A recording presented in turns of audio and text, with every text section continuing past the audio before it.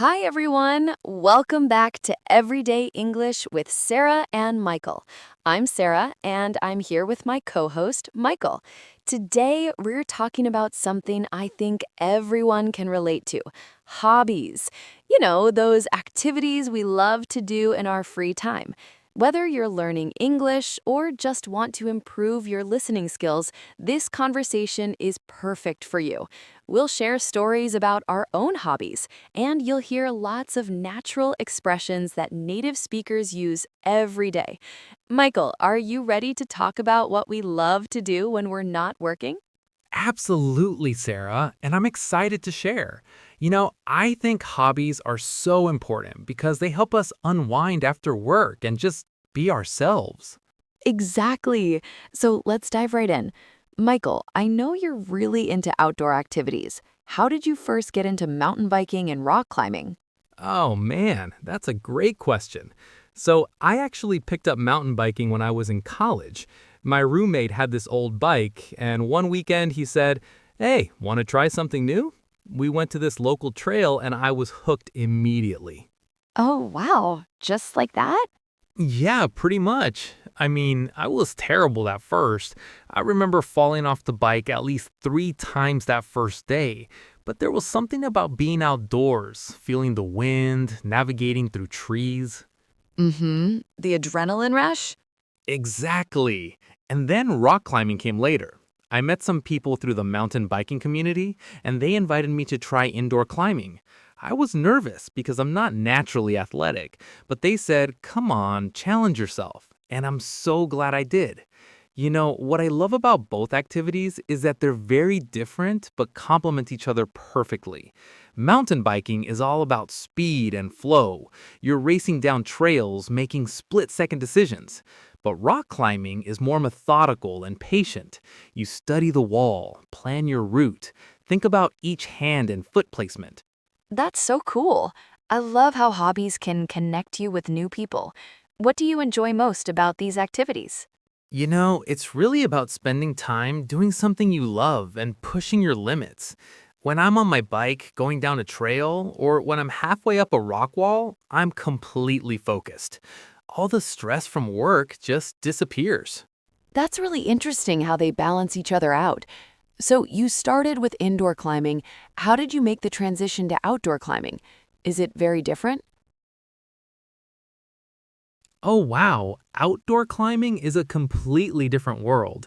Indoor climbing is great for learning the basics. You have consistent holds, controlled environment, soft mats underneath. But when you get outside, you're dealing with real rock, weather conditions, and you need to learn about safety systems, rappelling, reading the rock formations. The first time I climbed outdoors, I was so intimidated. The rock felt so much rougher and less predictable than the plastic holds I was used to. Plus, you're actually attached to a cliff face with nothing but air below you. Wow. Plus, you learn new skills constantly, like reading the terrain when you're biking or figuring out the best route up a rock face. It's like solving puzzles, but with your Oh, whole that's such body. a good way to describe it. Now, I have to ask, any funny or memorable experiences Oh you want to boy, share? do I have stories. Okay, so last summer I was on this mountain biking trip with friends. We were riding this really technical trail, lots of rocks and roots. Uh-oh, this sounds like trouble already. Right? So I'm feeling pretty confident, showing off a little bit. There's this big log across the trail, and I think I can totally jump over this. Well, I hit the log, went flying over my handlebars, and landed right in a mud puddle. Oh no! Were you okay? I was fine, just my ego was bruised and completely covered in mud from head to toe. My friends couldn't stop laughing, and honestly, neither could I. We still joke about it. That's the thing about hobbies. Even when things go wrong, you create these great memories with people. That's so true. Those are the stories you remember forever. Okay, now I have to share about my cooking journey. So, I actually got into cooking pretty recently, maybe about 3 years ago. Really? What got you started? Well, honestly, I was tired of eating takeout every night. I was working these long hours at my old job, and I realized I needed to pick up a hobby that was also practical. Plus, my grandmother had all these amazing family recipes that I never learned. Oh, that's perfect motivation. Exactly. So I started with really simple things: scrambled eggs, basic pasta dishes, and oh my goodness, I made so many mistakes at first. I remember burning water. Yes, somehow I managed to burn water. I overcooked pasta until it was mush. I underseasoned everything. I once tried to make bread and it came out like a brick. But you know what? Each failure taught me something new. And then slowly, I discovered how relaxing it can be. After a stressful day at work, chopping vegetables and stirring sauces became my way to unwind. There's something so therapeutic about the rhythm of cooking: the chopping, the sizzling, the stirring. It forces you to be present in the moment.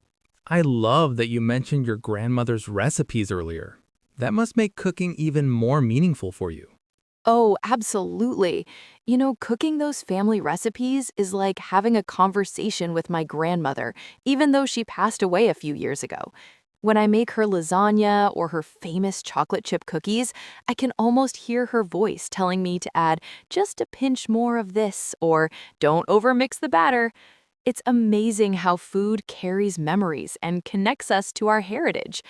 I've actually started a recipe journal where I write down not just the ingredients and steps, but also the stories behind each dish: where it came from, who taught it to me, the first time I successfully made it. It's becoming like a family cookbook with all these personal notes and memories. That sounds incredible. Yes, and now I love experimenting with recipes. Last week, I tried making homemade pasta from scratch. It took me 3 hours, but it was so satisfying. And the best part is sharing the food with friends and family. Bringing people together. Exactly. I actually dream of becoming a professional chef someday. I know it sounds crazy, but cooking has become such a passion. I'm even thinking about taking some formal culinary classes. It's amazing when a hobby becomes something you could see yourself doing professionally. What's your favorite dish to make right now? Ooh, that's tough. I'd have to say it's my grandmother's lasagna recipe. It takes forever, like 4 hours from start to finish, but every layer has so much flavor. The smell fills the whole house, and when people taste it, they always ask for the recipe. That's so cool. To carry on the family tradition through your grandmother's recipes? Right, exactly. And they connect you with communities too. I've met so many people through cooking classes and food festivals. Michael, I bet you've made friends through your outdoor activities too, right? Oh, definitely. Some of my closest friends now are people I met on trails or at climbing gyms. There's something about sharing these experiences that creates really strong bonds. Like when you're belaying someone on a rock climb, you're literally trusting them with your safety. But it's not just the physical trust, it's also the emotional support. When someone is struggling with a difficult route, everyone cheers them on. And when you finally complete a challenge you've been working on for weeks or months, the whole group celebrates with you. It's like having a built in support system that understands your goals and shares your passion. It really is. And you know what's funny? I used to be the person who could barely make toast without burning it. But that's the thing about hobbies. They teach you that you can learn new skills at any age. Exactly. And for anyone listening who's thinking about starting a new hobby, my advice is just to try something new. Don't worry about being perfect at first. The joy is in the learning process. Also, start small. You don't need expensive equipment right away. When I started mountain biking, I borrowed a friend's old bike. When I tried rock climbing, I rented gear at the climbing gym. Test the waters first before making big investments.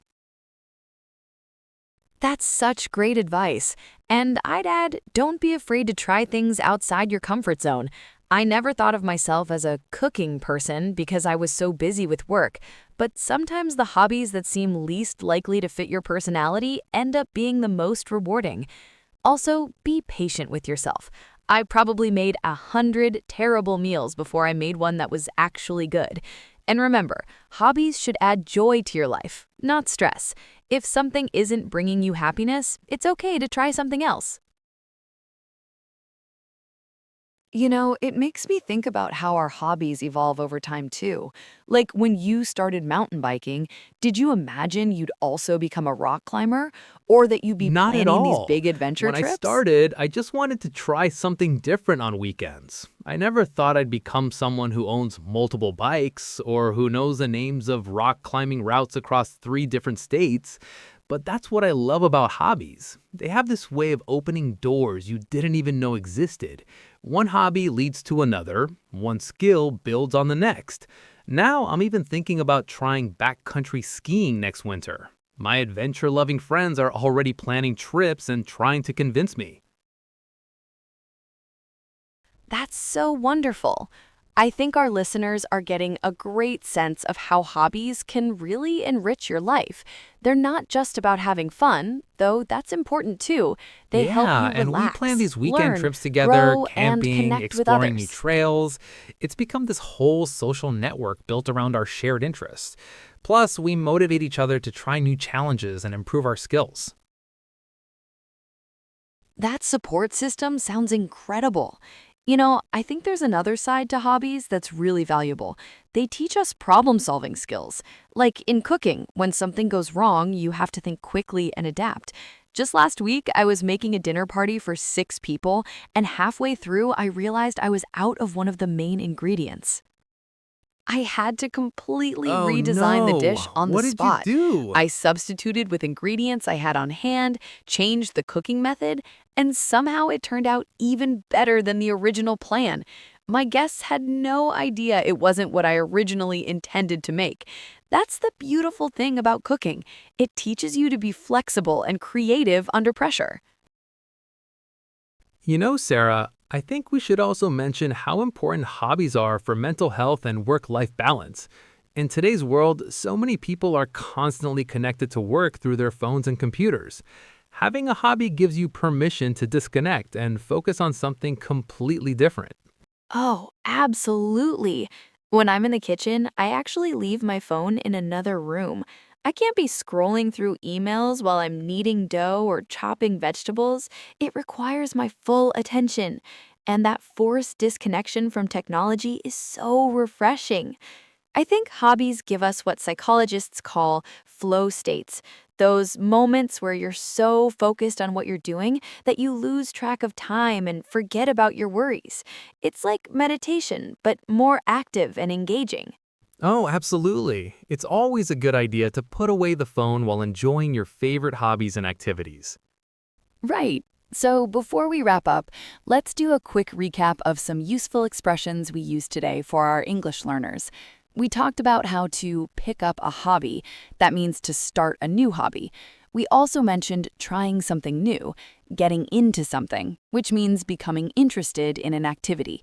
Another great phrase is to be hooked, like when Michael said he was hooked after his first mountain biking experience. This means you become very interested or addicted to something in a positive way. We also used outside your comfort zone. This means doing something that feels unfamiliar or challenging. And we talked about using hobbies to unwind after work. That's a great way to say relax or de stress. We mentioned spending time doing something you love and how hobbies help you challenge yourself and learn new skills. I also used the expression to be terrible at something when I talked about being bad at mountain biking at first. And we said hobbies help you push your limits and build confidence. Sarah mentioned being patient with yourself and how hobbies can help you disconnect from technology. These are all really natural phrases that you'll hear in everyday conversations about hobbies and personal interests. Perfect. Those are all really natural expressions that you'll hear native speakers use all the time when talking about hobbies and personal interests. Well, that's all for today's episode of Everyday English with Sarah and Michael. We hope this conversation has inspired you to think about your own hobbies, or maybe even try something new. Remember, hobbies aren't just about having fun. They help you relax, learn new skills, solve problems, connect with communities, and improve your overall well-being. Thanks so much for listening. If you enjoyed this conversation, please subscribe to our channel, give us a like, and let us know in the comments what your hobbies are or what new hobby you'd like to try. We'd love to hear from you and your stories. Until next time, keep practicing your English. And remember, learning a language is a hobby too. See you next time.